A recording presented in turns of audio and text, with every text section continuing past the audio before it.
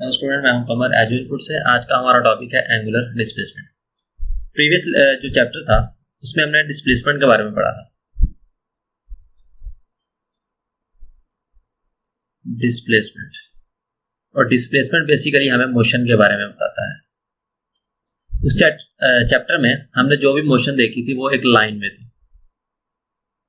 हम जो भी ऑब्जेक्ट लेते थे वो एक लाइन में मूव कर रहा होता था और उसका जो डिस्प्लेसमेंट था वो भी एक लाइन में ही था। तो हम इस मोशन को लीनियर मोशन कहते हैं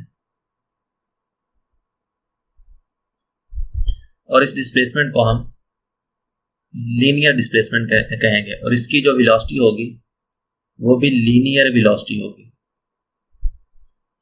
और अगर वेलोसिटी लीनियर है तो इससे जो एक्सेलरेशन आएगा वो भी लीनियर ही होगा।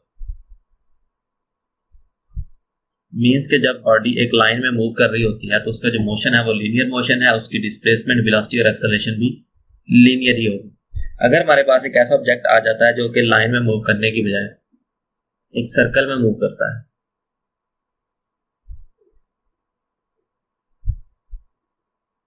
एक सर्कल में मूव करता है, उसका जो मोशन होगा वो सर्कुलर मोशन होगा। उसकी जो प्रॉपर्टीज हैं वो लीनियर से थोड़ा सा डिफरेंट होगी। उसका जो डिस्प्लेसमेंट होगा वो भी एंगुलर होगा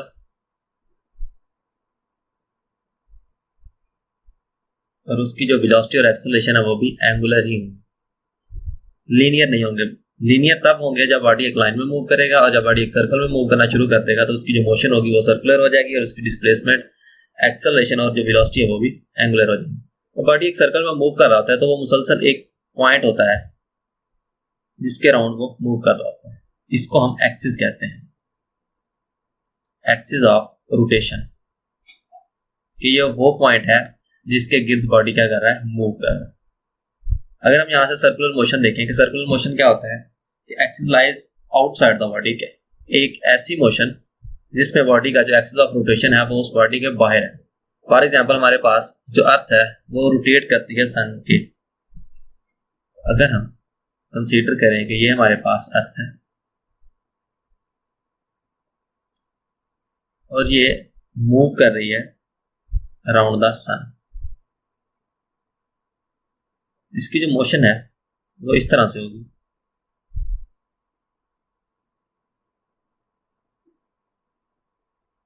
अब देखिए जो इसका एक्सिस ऑफ रोटेशन है वो ये है, इस बॉडी के अंदर नहीं है। तो इस तरह की जो मोशन होगी वो सर्कुलर होगी कि जब बॉडी एक ऐसे एक्सिस के गिर्द मूव करे जो उस बॉडी के बाहर हो। जैसे कि हमारी अर्थ है वो सन के राउंड मूव कर रही है, इसी तरह अर्थ मून के राउंड मूव करती है। तो ऐसी कोई भी रोटेशन जिसमें एक्सिस है जो बॉडी के बाहर हो वो सर्कुलर होगी। लेकिन हमारे पास ऐसी मोशंस भी होती हैं जिसमें एक्सिस ऑफ रोटेशन है वो बॉडी के अंदर ही होता है, उसको हम कहते हैं रोटेशनल मोशन। जैसे कि हमारे पास फैन है, तो जब फैन मूव कर रहा हो, हमारा फैन है, जब ये मूव कर रहा है तो इसका जो एक्सिस ऑफ रोटेशन है वो बॉडी के अंदर ही है। तो इस तरह की जो मोशन होगी उसे हम रोटेशनल मोशन करेंगे। तो जो बॉडी जब एक सर्कल में मूव करती है तो उसकी जो रोटेशन है वो दो टाइप्स की होती है, एक सर्कुलर मोशन, एक रोटेशनल। सर्कुलर तब होगी जब उसका एक्सिस ऑफ रोटेशन बॉडी से बाहर होगा और रोटेशनल तब होगी जब उसका एक्सिस ऑफ रोटेशन बॉडी के अंदर होगा। अब एंगुलर डिस्प्लेसमेंट क्या है, जब बॉडी सर्कल में मूव करेगी तो इसका जो डिस्प्लेसमेंट होगा वो भी लीनियर की बजाय एंगुलर होगा। अब एंगुलर डिस्प्लेसमेंट को हम डिफाइन कैसे करते हैं कि हम कहते हैं कि ये एक सर्कल है जिसमें बॉडी मूव कर रहा है, ये इसका एक्सिस ऑफ रोटेशन है, वो पॉइंट P1 से P2 तक क्या करता है, मूव करता है। अगर हमारे पास लीनियर डिस्प्लेसमेंट होता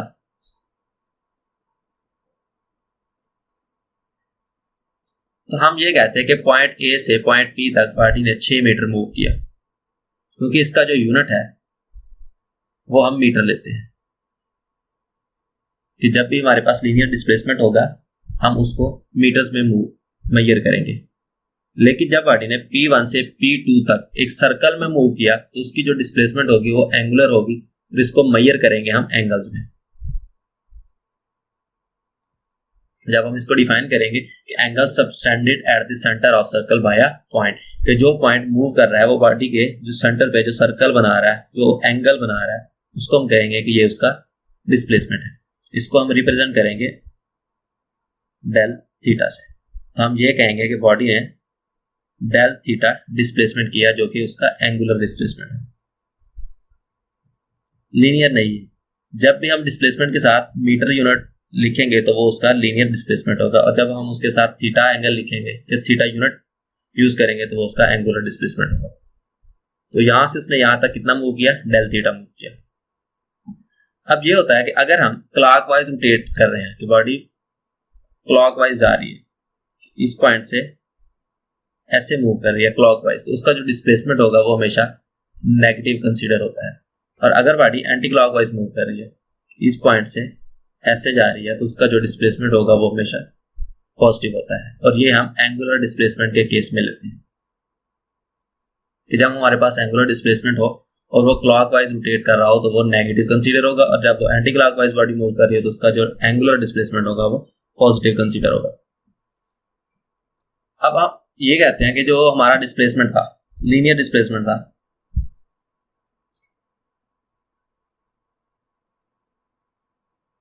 वो हमारे पास एक वेक्टर क्वांटिटी थी। इसी तरह हमारा जो एंगुलर डिस्प्लेसमेंट है, ये भी एक वेक्टर क्वांटिटी है।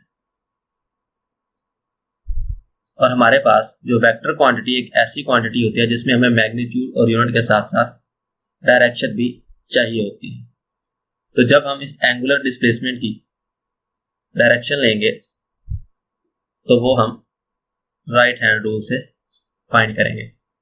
लेकिन ये हम कहते हैं कि ये जो एंगुलर डिस्प्लेसमेंट है ये एक वेक्टर क्वांटिटी तो है, लेकिन ये वेरी स्मॉल एंगल्स के लिए है।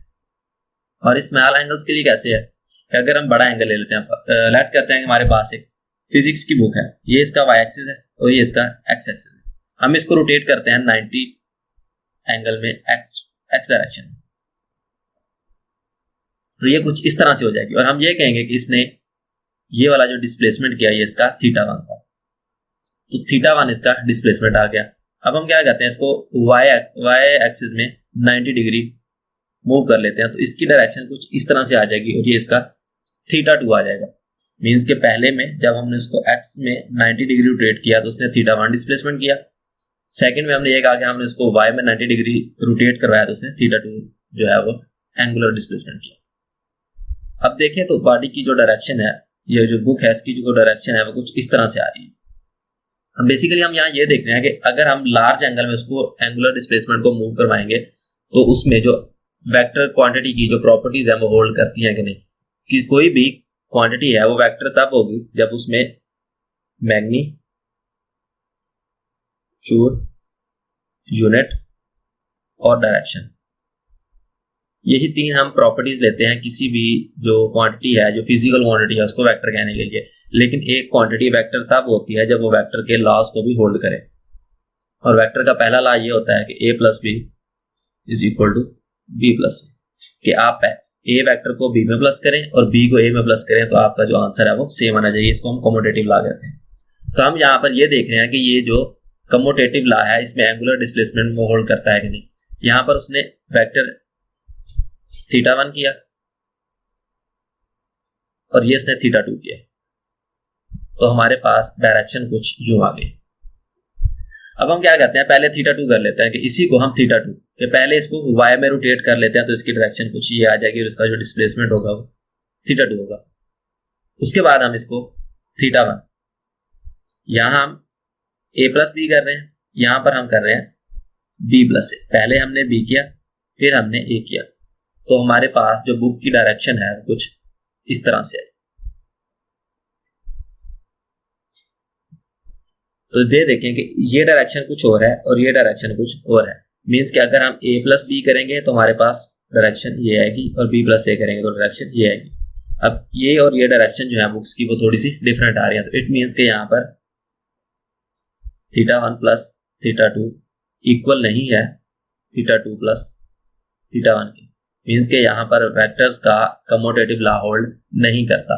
ये होल्ड करेगा जब आपका जो एंगल होगा वो लेस देन होगा 10 डिग्री से, कि जब भी आपका थीटा एंगुलर डिस्प्लेसमेंट में 10 डिग्री से कम होगा तो वहां पर जो है हम उसको एंगुलर डिस्प्लेसमेंट को कहेंगे कि ये एक वेक्टर क्वांटिटी है। लेकिन जैसे ही ये 10 डिग्री से ऊपर जाएगा तो इस पे कमोटेटिव लॉ जो है वेक्टर्स का वो होल्ड नहीं करेगा और हम कहेंगे कि ये एक स्केलर क्वांटिटी बन गई।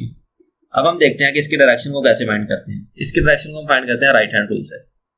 राइट हैंड रूल ये है, अगर आप अपने फिंगर्स को ए से बी लेके जाएं तो आपका ये जो थंब है ये डायरेक्शन देगा आपके डिस्प्लेसमेंट की।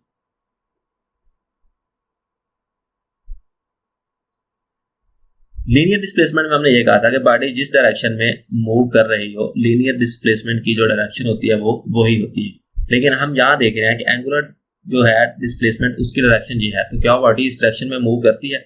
एक पंखा है वो मुसलसल एक एक्सिस के गिर्द रोटेट कर रहा है। अब उसका जो राइट हैंड रूल से हम डिस्प्लेसमेंट निकालें तो अपवर्ड बनता है।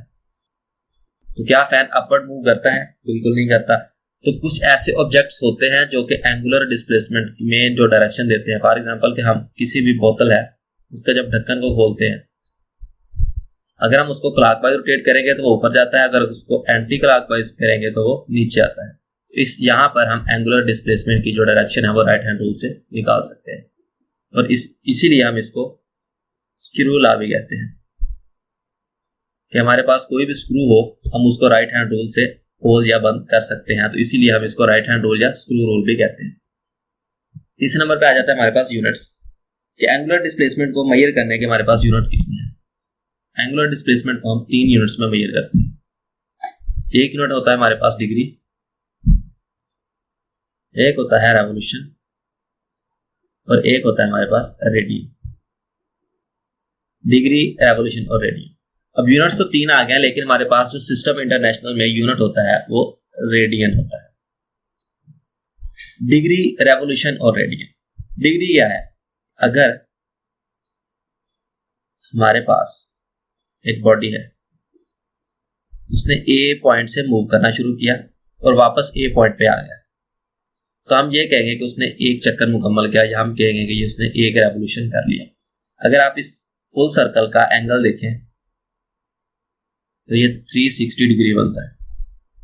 मींस कि एक रेवोल्यूशन में 360 डिग्री होते हैं। और अगर हम यहाँ पर रेडियन देखें तो 2 पाई होते हैं। मींस कि अगर एक बॉडी ने एक कंप्लीट रेवोल्यूशन किया है तो उसका जो रेवोल्यूशन है वो 1 काउंट होगा, डिग्री 360 काउंट होंगे और जो रेडियन होगा वो 2 पाई काउंट होगा। रेडियन हमारे पास उसका ऐसा यूनिट है और बाकी ये जो दूसरे यूनिट्स हैं ये हम इसमें भी इनको मेजर कर सकते हैं, लेकिन जब हम इनको न्यूमेरिकल्स में यूज करेंगे तो हम हमेशा इसको रेडियन में ही मेजर करेंगे। हम इन दोनों जो यूनिट्स हैं इनमें इसको मेजर नहीं कर सकते। इसी तरह एक बॉडी अगर 2 रेवोल्यूशन करता है तो उसका ये जो डिग्री है इसको भी हम 2 से मल्टीप्लाई कर देंगे और जो रेडियन है इसको भी 2 से मल्टीप्लाई कर देंगे। ये 4 पाई हो जाएगा। ये 2 रेवोल्यूशन है, 2 2 6 आर और ये 720 डिग्री हो जाएगा। तो ये हमारे पास 3 यूनिट्स होते हैं। इन तीनों यूनिट्स को हम आपस में कन्वर्ट भी कर सकते हैं। फॉर एग्जांपल अगर आप डिग्री से रेडियन में जाना चाह रहे हैं तो आप उस रेडियन को मल्टीप्लाई करेंगे पाई बाय 180 से, तो आपके पास जो डिग्री है वो रेडियन में कन्वर्ट हो जाएगा। और अगर आप रेडियन को कन्वर्ट करना चाहते हैं डिग्री में तो आप क्या करेंगे, डिग्री को मल्टीप्लाई करेंगे 180 ओवर पाई से। इस तरह से हम डिग्री को रेडियन और रेडियन को डिग्री में भी कन्वर्ट कर सकते हैं। सो ये था आज का हमारा टॉपिक। इस टॉपिक रिलेटेड क्वेश्चन होगा तो आप कमेंट सेक्शन में पूछेंगे या विजिट करेंगे eduput.com।